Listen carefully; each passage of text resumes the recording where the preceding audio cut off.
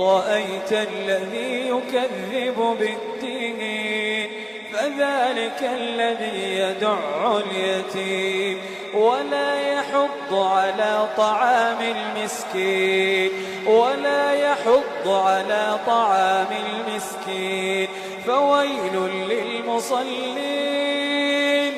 فويل للمصلين الذين هم عن صلاتهم ساهون فويل للمصلين